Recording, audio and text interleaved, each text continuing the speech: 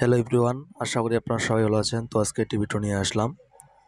ভিডিওটি শুরু করার আগে একটি কথা না বললে নয়, যারা আমার ইউটিউব চ্যানেলটি সাবস্ক্রাইব করেননি এখনও, অবশ্যই সাবস্ক্রাইব করে রাখবেন এবং ফেসবুক পেজটি যারা এখনও ফলো করেন নাই ফলো করে রাখবেন। আমি প্রতিনিয়ত ফোন সংক্রান্ত বিষয়ে আপনাদের সাথে অজানা কিছু তথ্য শেয়ার করে থাকি এবং ভিডিওটি ভালো লাগলে অবশ্যই একটু লাইক করবেন এবং একটু কমেন্ট করবেন গঠনমূলক। আমি প্রতিনিয়ত এআইসি লেভেলের যে কোনো প্রবলেম সমাধান করতেছি এবং আপনাদের যে কোনো প্রবলেম হলে আমার সাথে যোগাযোগ করবেন। তো তো আমি আজকে যে কাজটি করতেছি এটা হচ্ছে যে আইসি প্রোটেক্টর উপর যে পেনাল্টি থাকে সেটি আমি কিভাবে খুব সাবধানের সাথে কাজ করতেছি তা নিয়ে আপনাদের শেয়ার করতেছি। আসলে আইসি লেভেলে কাজ করতে গেলে আগে যে আইসি প্যানেলটা আছে সেটি সাবধানের সাথে রিমুভ করতে হয় এবং রিমুভ করার পরেই আইসি যে সমস্যার সমাধান করতে হয়। তো দেখেন একটি কাজ করতে গেলে যে সঠিক গাইডলাইন সেই গাইডলাইনকে ফলো করে সেই স্টেপের চেকিংয়ের মাধ্যমে এই কাজগুলো করতে হয়। কোনো ধরনের মিস্টেক হলে এই কাজগুলো খুবই ইস্যু হয়ে যায়। কারণ দেখেন, ইলেকট্রনিক ডিভাইস কোনো একটি কম্পোনেন্ট যদি আমাদের বোর্ড থেকে মিসিং হয়ে যায়, বিভিন্ন ধরনের প্রবলেম হতে পারে।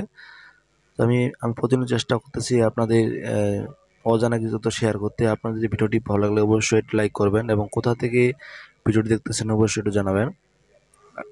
আমি এখন মাল্টিমিটারের সাহায্যে চেকিং করব, কারণ যেহেতু এটা আমাদের আছাড় খাওয়া সেট।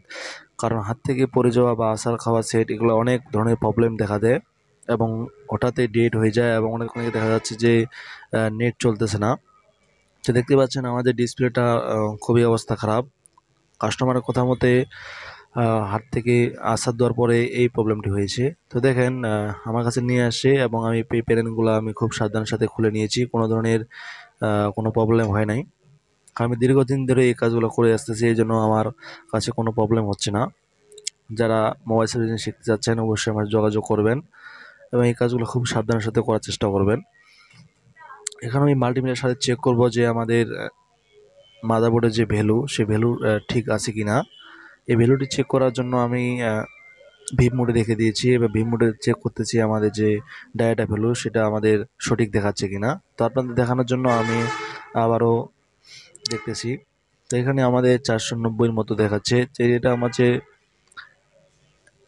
ডাটা ভ্যালু এটা আমাদের ভ্যালু ঠিক দেখাচ্ছে, কিন্তু আমাদের যে সেন্স আমাদের ঠিক নাই। সেটি এখন আমি কোথা থেকে প্রবলেম সেই সমস্যাটি এখন জাজমেন্ট করব এবং আপনারা সবাই সাথে থাকুন। গ্রাউন্ডে লাগছি এবং পজিটিভের আগে আমি চেক করলাম যে কোথায় ঠিক প্রবলেম। এখন আমি, কারণ সিলিংগুলো খোলার পরে অনেক ধরনের প্রবলেম হয় এবং কারণ যেহেতু এটা হাজার খাওয়া সেট, কোথা থেকে প্রবলেম সেটাকে আগে ফাইন্ডিং করতে হবে, ফাইন্ডিং করার পরেই সমাধান করতে হবে।